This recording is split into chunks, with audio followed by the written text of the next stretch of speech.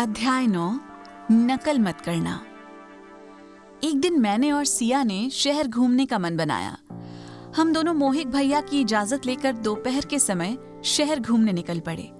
सिया ने मुझसे रास्ते में कहा, राबिया, अब तुमने अपने पिता को देख लिया है, यानी तुम्हें पता चल चुका है कि तुम्हारे पिता कौन है, फिर तुम उनसे बात क्यों नहीं कर रही? सिया, पहली बात तो ये पक्का नहीं है कि सुनील अंकल ही मेरे पिता हैं, और दूसरी बात, अगर मैं उनसे मिल भी लूं तो मैं उनसे क्या बात करूंगी? वो सब बात की बातें हैं, लेकिन ये पक्का है कि सुनील अंकल ही तुम्हारे पिता हैं। तुम इतना आत्मविश्वास के साथ कैसे कह सकती हो? क्योंकि मोहित भैया ने ही मुझे उनकी कहानी के बारे में बताया था, और उनकी कहानी और तुम्हारे पिता की कहानी हूबहू मिलती है। मेरी मानो तो तुम्हें एक बार उनसे बात कर लेनी चाहिए। मेरी बात सुनकर राबिया खुश हो गई, लेकिन खुश होने के साथ साथ वो डर भी रही थी। उसने मुझसे कहा, सिया, तुम यकीन मानो, जब सुनील अंकल को मैंने पहली बार देखा था तो मुझे लग रहा था कि वही मेरे पिता हैं, लेकिन मैं ये बात खुलकर किसी से नहीं कह पाई। मैंने ये बात तुम्हें बताना चाही, लेकिन मुझे तुमसे बात करने का मौका नहीं मिला। तो अब कर लो। अब क्या हुआ? शाम को सुनील अंकल आएंगे तो तुम उनसे मिल लेना और उनसे खुलकर बात कर लेना। हम अभी बातें ही कर रहे थे कि हमारी मुलाकात छवि से हो गई। छवि ने हमारी ओर देखा और हमें बुलाकर अपने पास आने को कहा। हम दोनों उसके पास गए। उसने हम दोनों का स्वागत बहुत ही जोश में किया। वो हमें लेकर एक रेस्टोरेंट में आ गई और हम तीनों बैठकर वहां बातें करने लग गए। बातों बातों में मैंने छवि से उसकी हकलाहट की समस्या और उसकी शुरुआत के बारे में पूछा। इसके जवाब में छवि ने मुझसे कहा, मेरी ये हकलाहट की समस्या लगभग 12 साल की उम्र के आसपास शुरू हुई थी। 12 साल की उम्र में? लेकिन हकलाहट की समस्या की शुरुआत तो बचपन से ही हो जाती है। मेरे कहने का मतलब है कि जब कोई बच्चा बोलना सीखता है तो उसकी हकलाहट की समस्या भी तभी शुरू हो जाती है, लेकिन तुम्हारी 12 साल की उम्र में शुरू हुई, ये कैसे संभव है? मैंने पूछा। दरअसल मेरी इस समस्या की शुरुआत नकल करने की वजह से हुई थी। नकल करने की वजह से? हाँ, नकल करने की वजह से। दरअसल जब मैं 5वीं कक्षा में पढ़ती थी तो मेरी कक्षा में एक लड़का पढ़ता था जिसको हकलाहट की समस्या थी। मैं अक्सर इसको चिढ़ाने के लिए उसकी हकलाहट की समस्या की नकल करती थी। मैं घर में भी उसकी नकल करती थी और स्कूल में भी।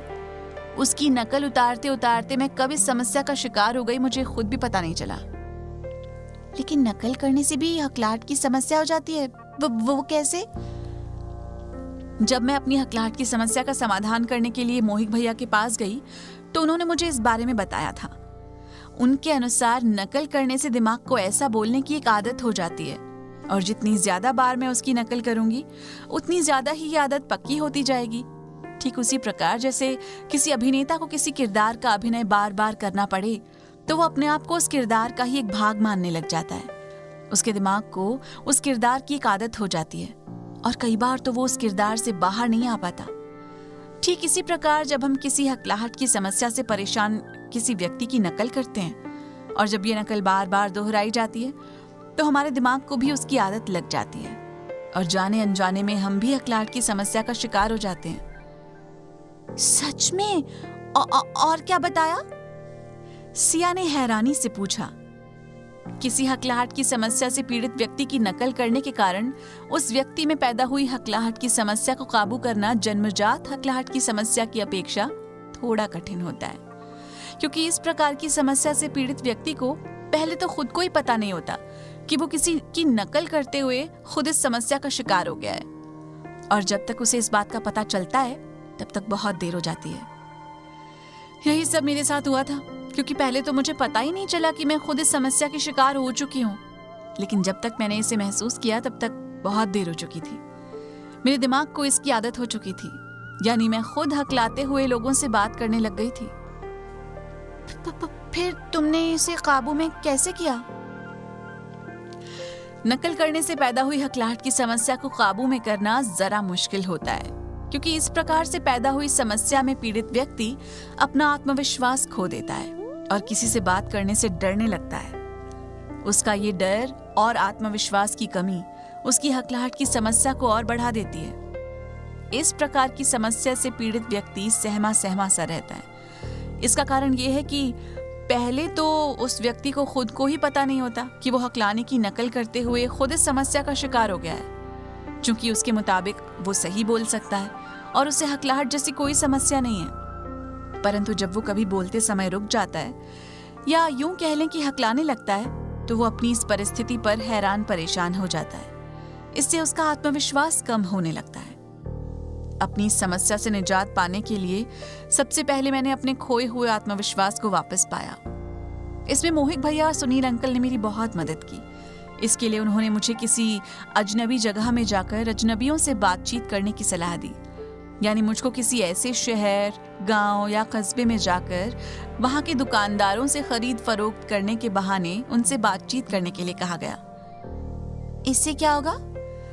इससे ये होगा कि अगर मैं कहीं उन दुकानदारों से बातचीत करते समय रुक जाती हूँ या हकलाने लग जाती हूँ, तो मुझे अपनी हकलाहट की समस्या को कारण हुई बेइज्जती की चिंता नहीं होगी और ना मुझे किसी बात का डर होगा, क्योंकि वो दुकानदार जिनके सामने मैं हकला रही हूँ वो कौन सा मुझे जानता है और ना ही कभी भविष्य में उससे कभी मुलाकात होनी है। इस प्रकार से मेरा डर समाप्त हो जाता है और धीरे धीरे मेरा खोया हुआ आत्मविश्वास भी लौट आया। हकलाहट की समस्या पर काबू पाने के लिए विशेष प्रकार के प्रशिक्षण की आवश्यकता होती है, जिसके लिए आपको विशेष तौर पर प्रशिक्षित व्यक्तियों या स्पीच थेरेपी से जुड़े डॉक्टरों की आवश्यकता होती है। कुछ लोग जिनका मनोरथ सिर्फ धन कमाना होता है, वो आपको बेतुकी सी दवाएं और बेढंगी और बिना किसी अर्थ की तकनीक से आपकी हकलाहट की समस्या को हल करने का दावा करते हैं, जिससे निश्चित ही आपको कोई लाभ प्राप्त नहीं होता और आपका इस सब से विश्वास उठ जाता है। अंत में आप हकलाहट को एक लाइलाज बीमारी समझकर इस पर भविष्य में नियंत्रण करने के लिए कोई भी प्रयास नहीं करते। कुछ अच्छा भी क्या तुम मेरी एक बात का जवाब दोगी? मैंने कहा, हाँ राबिया, बोलो क्या पूछना चाहती हो। तुम्हारी और सिया की हकलाहट की समस्या एक जैसी है, लेकिन तुम दोनों की समस्या की शुरुआत अलग अलग उम्र और अलग अलग तरीके से हुई है। तो क्या तुम दोनों का कोर्स भी एक जैसा है? और मेरे कहने का मतलब है कि तुम भी वही कुछ करती हो जो कुछ सिया को उसकी हकलाहट की समस्या को काबू करने के लिए बताया हुआ है। हाँ, ये सच है कि हम दोनों को हकलाहट की समस्या है, लेकिन हम दोनों की हकलाहट की समस्या में बहुत ज्यादा अंतर है, क्योंकि सिया की हकलाहट की समस्या जन्मजात है, यानी कि बचपन से ही है। वो हकलाती है, लेकिन मेरी हकलाहट की समस्या नकल करने से पैदा हुई है। लेकिन तुम तो सिया के जैसे लगातार वहां नहीं रहती, तुम तो कभी कभार ही आती हो। ऐसा क्यों? क्या तुम हर रोज अपनी हकलाहट की समस्या संबंधी व्यायाम नहीं करती? नहीं, दरअसल मेरा घर इसी शहर में ही है, इसीलिए मैं हर रोज नहीं आती। मैं हफ्ते में एक बार आती हूँ और साथ ही मुझे स्कूल भी जाना होता है, इसलिए मैं इतवार को ही उनके पास आती हूँ। मुझे अपनी हकलाहट की समस्या को काबू में करने में 8 सत्र लगे। सत्र मतलब? मैंने हैरानी से पूछा। सत्र मतलब मुलाकात। मैं हर इतवार को आती थी और हर बार मोहित भैया मुझे मेरी समस्या का कुछ न कुछ समाधान बताते थे। वो जो भी गतिविधि करने को कहते थे, मैं पूरा सप्ताह वही गतिविधि करती थी। इस प्रकार मैंने 8 मुलाकात यानी 8 सत्रों में अपनी हकलाहट की समस्या को काबू में पा लिया। क्या क्या होता था उन क्षेत्रों में? अगर तुम्हें ऐतराज ना हो तो क्या तुम हमें इस बारे में विस्तार पूर्वक बता सकती हो? सिया, इसमें ऐतराज करने की क्या बात है? मैं तुम्हें बताती हूँ। पहले सत्र में मुझे हकलाहट की समस्या के ऊपर थोड़ा बहुत भाषण दिया गया, जिसमें यह था कि हकलाहट की समस्या क्या होती है और ये कब पैदा होती है, जिससे मेरी हकलाहट संबंधी शंकाएं दूर हुईं और साथ में श्वास संबंधी कुछ व्यायाम करने को दिए। दूसरे सत्र में व्यायाम के साथ साथ मुझे कुछ किताबें पढ़ने के लिए कहा गया, जो कि ऊंची आवाज में और धीमी गति से पढ़नी थी, और साथ में मुझे बोला कि जब भी मुझे समय मिले तभी मैं कोई ना कोई गीत गुनगुनाना शुरू कर दूं।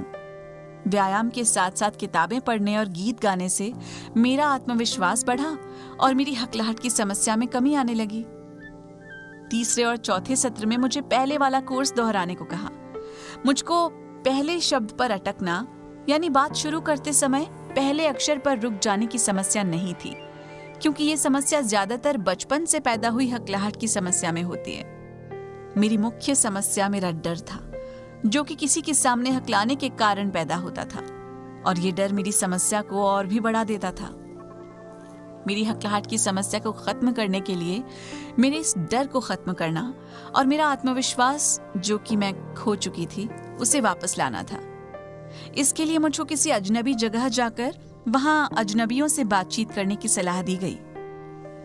5वें सत्र तक मेरी हकलाहट की समस्या में कमी आ रही थी और अजनबियों से बातचीत करके मेरा डर समाप्त हो रहा था, और साथ ही साथ मेरा आत्मविश्वास भी बढ़ रहा था। अब जरूरत थी मेरे मंचन का डर, यानी ज्यादा तादाद में बैठे लोगों के सामने बोलने में आने वाली समस्या पर ध्यान देने की। 6ठे सत्र में मुझे इस समस्या के हल के बारे में बताया गया। मुझे एक आदम कद के आईने के सामने खड़े होकर अपने आप से बातचीत करने की सलाह दी। ये सलाह मेरे लिए ज्यादा कारगर सिद्ध हुई और मेरा मंचन का डर खत्म होने लग गया। अंतिम यानी 7वें और 8वें सत्र में मुझे उपरोक्त सभी कार्य करने को कहा गया, जिसमें सबसे पहले श्वास संबंधी व्यायाम थे, जिनको कि बेवकूफ व्यायाम भी कहते हैं, उसे करने को कहा। फिर किताबों को उपरोक्त बताए गए तरीके के साथ पढ़ना, और फिर खाली समय में गीत गुनगुनाना और आईने के सामने बैठकर अपने आप से बातें करना शामिल किया गया। वाह, ये तो बहुत अच्छी बात है। तो तुमने ये सब कोर्स कब तक किया? मेरे कहने का मतलब है कि तुम्हें ये सब कोर्स कितने समय तक करने की सलाह दी गई? सिया ने पूछा। सिया, वैसे तो मेरा हकलाहट संबंधी कोर्स लगभग पूरा हो चुका है और मेरी समस्या भी काफी कम हो चुकी है, लेकिन मुझे उपरोक्त सभी गतिविधियां तब तक करने की सलाह दी जब तक कि मेरी समस्या पूरी तरह से ठीक नहीं हो जाती। तो तुम्हें ये सब करते हुए कितना समय हो चुका है? मुझे कोर्स करते हुए लगभग 10 महीने के ऊपर हो गए हैं और मेरी समस्या भी लगभग खत्म हो गई है। परंतु इस सब के बावजूद मैंने मोहित भैया को हकलाहट संबंधी एक और समस्या के बारे में बताया। कौन सी समस्या? मैंने उन्हें बताया कि वैसे तो मैं सबके सामने बिल्कुल सही ढंग से बोल लेती हूँ, परंतु कभी-कभी मुझे अचानक से हकलाहट की समस्या शुरू हो जाती है। तो उन्होंने क्या कहा? सिया ने उत्सुकता से पूछा। इसके जवाब में उन्होंने कहा कि हकलाहट की समस्या अब मेरी समस्या नहीं है। हकलाहट के बारे में बार-बार सोचना, ये मेरी समस्या है। उन्होंने कहा कि मैं हर समय हकलाहट के बारे में सोचती रहती हूँ और डरती हूँ कि कहीं मैं फिर से हकलाने न लग जाऊं, जिस वजह से मैं कभी-कभी हकलाने लग जाती हूँ। अगर मैं हकलाहट के बारे में सोचना बंद कर दूंगी और अपना ध्यान किसी और काम में लगाऊंगी, तब ये समस्या काफी हद तक कम हो जाएगी। मेरे मन में एक सवाल है। कैसा सवाल? अगर हकलाहट की समस्या किसी की हकलाहट की नकल करने के कारण पैदा होती है, तो ये समस्या उन फिल्म अभिनेताओं को क्यों नहीं होती जिन्होंने कई बार अपनी फिल्मों में हकलाहट की समस्या का अभिनय किया है? सिया, यही सवाल मैंने मोहित भैया से पूछा था, तो उन्होंने बताया कि अभिनेता लोग जब हकलाने का अभिनय करते हैं तो वो उस परिस्थिति को एक अभिनय की नजर से सोचते हैं और कभी कभार ही करते हैं, जबकि हकलाहट की नकल करने वाला व्यक्ति ऐसा नहीं सोचता और लगभग ज्यादातर समय हकलाहट की नकल करने का झूठा नाटक करता है, और ये झूठा नाटक कब उनके जीवन की कड़वी सच्चाई बन जाती है, उसे भी पता नहीं चलता। तो तुम्हारा कहने का मतलब है कि जन्मजात पैदा हुई हकलाहट की समस्या की अपेक्षा किसी की नकल करने की वजह से पैदा हुई समस्या का समाधान करना ज्यादा मुश्किल है? हाँ, क्योंकि इस प्रकार की समस्या से पीड़ित व्यक्ति को पहले तो खुद को ही पता नहीं होता कि वो किसी की नकल करते हुए खुद उस समस्या का शिकार हो गया है, और जब तक उसे इस बात का पता चलता है तब तक बहुत देर हो जाती है। नकल करने से पैदा हुई हकलाहट की समस्या को काबू में करना जरा मुश्किल होता है, क्योंकि इस प्रकार से पैदा हुई समस्या में पीड़ित व्यक्ति अपना आत्मविश्वास खो देता है और किसी से बात करने से डरने लगता है। उसका ये डर और आत्मविश्वास की कमी उसकी हकलाहट की समस्या को और बढ़ा देती है। इस प्रकार की समस्या से पीड़ित व्यक्ति सहमा सहमा सा रहता है। इसका कारण ये है कि पहले तो उस व्यक्ति को खुद को ही नहीं पता होता कि वो हकलाने की नकल करते हुए खुद इस समस्या का शिकार हो गया है। क्योंकि उसके मुताबिक वो सही बोल सकता है और उसे हकलाहट जैसी कोई समस्या नहीं है। परंतु जब वो कभी बोलते समय रुक जाता है या यूं कह ले कि हकलाने लगता है, तो वो अपनी इस परिस्थिति पर हैरान परेशान हो जाता है। इससे उसका आत्मविश्वास कम होने लगता है। अपनी समस्या से निजात पाने के लिए सबसे पहले उसे अपने खोए हुए आत्मविश्वास को वापस पाना होता है। इसके लिए संबंधित व्यक्ति को किसी अजनबी जगह में जाकर अजनबियों से बातचीत करना चाहिए। यानी समस्या से पीड़ित व्यक्ति को किसी ऐसे शहर, गांव या कस्बे में जाकर वहां के दुकानदारों से खरीद फरोख्त करने के बहाने उनसे बातचीत करनी चाहिए। इससे ये होगा कि कहीं अगर वो व्यक्ति उस दुकानदार से बातचीत करते समय रुक जाता है या हकलाने लग जाता है, तो उसे अपनी हकलाहट की समस्या को कारण हुई बेइज्जती की चिंता नहीं होगी और ना उसे किसी बात का डर होगा, क्योंकि वो दुकानदार जिनके सामने वो हकला रहा है कौन सा उसे जानते हैं और ना ही कभी भविष्य में उनसे मुलाकात होनी है। इस प्रकार संबंधित व्यक्ति का डर समाप्त हो जाता है और धीरे धीरे उसका खोया हुआ आत्मविश्वास भी लौट आता है। जैसा कि मोहित भैया अक्सर कहते हैं कि हकलाहट की समस्या को काबू में करना और एक जंगली घोड़े को अपने वश में करना दोनों एक समान है। ये काम मुश्किल जरूर है, परंतु नामुमकिन नहीं। जिस प्रकार घोड़े को अपने वश में करने के लिए समय, धैर्य और विशेष प्रशिक्षण की आवश्यकता होती है, ठीक उसी प्रकार हकलाहट पर काबू पाने के लिए इन तीनों चीजों की आवश्यकता होती है। हकलाहट की समस्या को काबू में करने के लिए समय की आवश्यकता होती है। यह आपके ऊपर निर्भर करता है कि आप कितना समय हकलाहट की समस्या पर काबू पाने के लिए खर्च करते हैं। अगर इस बात को एक उदाहरण के द्वारा बताया जाए तो ये ऐसा है जैसे आपने नया साइकिल को चलाना सीखना हो। इसकी समय सीमा इस बात पर निर्भर करती है कि आप जितनी रुचि और ईमानदारी साइकिल को चलाना सीखने में दिखाते हैं, उतनी ही जल्दी आप साइकिल चलाना सीख जाते हैं। इसके लिए आपको धैर्य रखने की आवश्यकता होती है।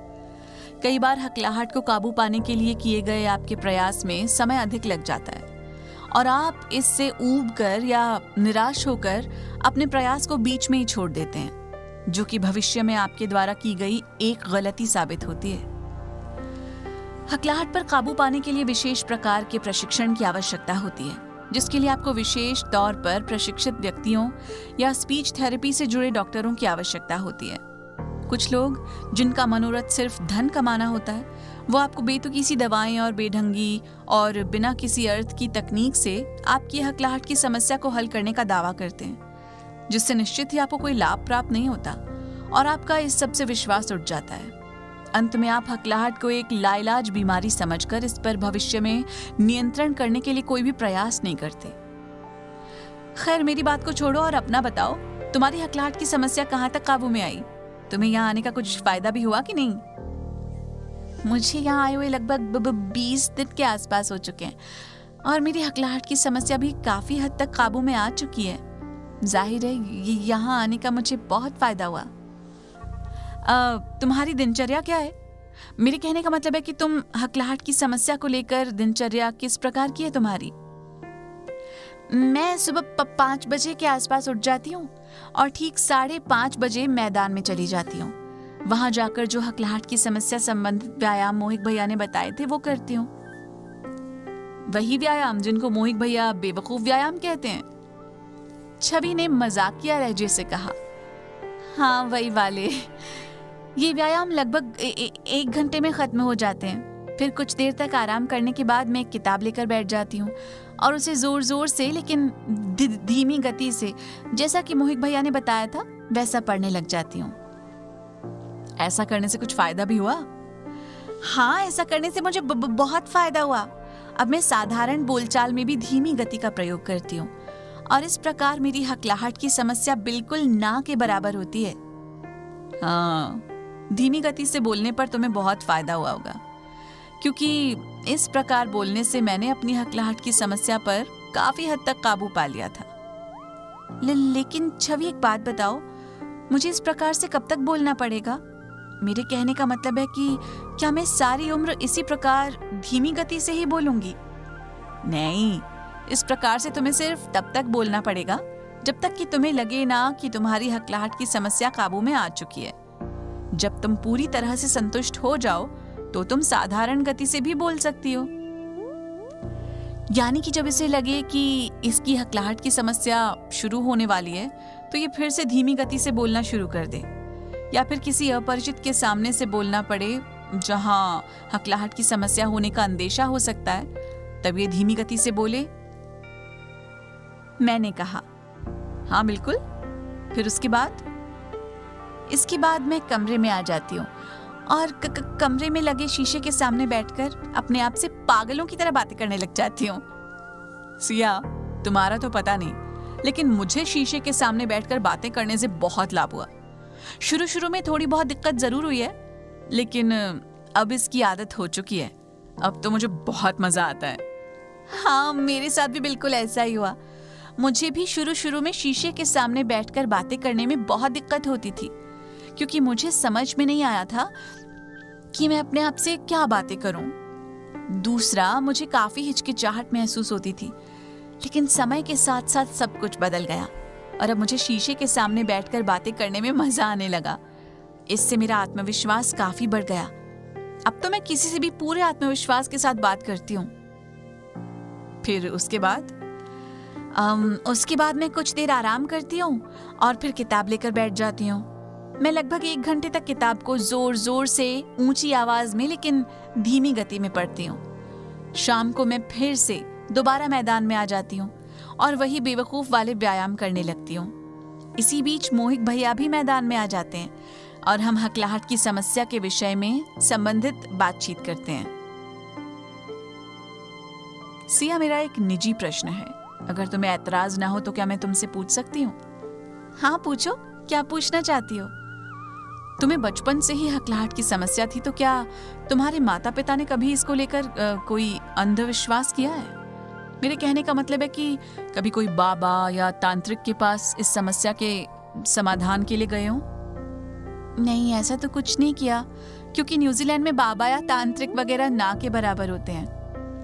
हाँ, लेकिन मेरी माँ थोड़ी सी धार्मिक प्रवृत्ति की औरत है, जिस वजह से हम मंदिर जरूर जाते हैं और वहाँ के पंडित से मेरी हकलाहट की समस्या को दूर करने के बारे में जरूर बात करती हैं। ये तो बहुत अच्छी बात है कि तुम और तुम्हारा परिवार ऐसे अंधविश्वासों से बहुत दूर हैं, क्योंकि यहाँ भारत में तो अंधविश्वास जगह जगह पर पाए जाते हैं और ऐसे बाबा या तांत्रिक जो आपकी समस्या को चुटकी में हल करने का दावा करते हैं, उनकी तो यहाँ भरमार है। मैंने और मेरी माँ ने खुद बहुत से अंधविश्वास किए हैं। वो कैसे? जब मेरी हकलाहट की समस्या की शुरुआत हुई तो मेरी माँ किसी डॉक्टर को दिखाने के बजाय अपने मायके के गांव वाले बाबा को दिखाने ले गई और उस बाबा ने मुझे ये कह दिया कि मेरे ऊपर किसी चुड़ैल या भूतनी का साया है और इसको दूर करने के लिए मुझे कई प्रकार की पूजा वगैरह करनी होगी। फिर क्या था, उन्होंने कई प्रकार की पूजा वगैरह की, लेकिन इससे मेरी इस हकलाहट की समस्या का कोई भी समाधान नहीं हुआ। उसके बाद मेरे पिताजी ने मेरी माँ को बहुत डांटा और तब से लेकर आज तक हम किसी भी बाबा या तांत्रिक के पास नहीं गए और ना ही हमने किसी प्रकार का कोई भी अंधविश्वास किया।